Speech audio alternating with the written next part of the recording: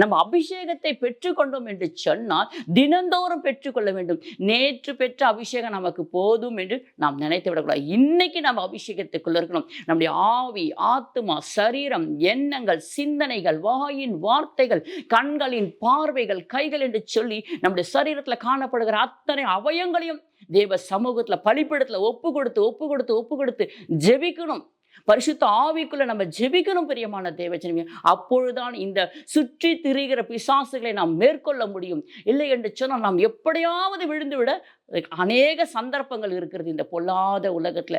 இதுல சிக்கி தவிக்கிறவர்கள் ஆண்கள் தவிக்கிறார்கள். ஆனா பெண்கள் இதன் மித்தம் அநேக மனவேதனைக்குள் படுகிறார்கள்.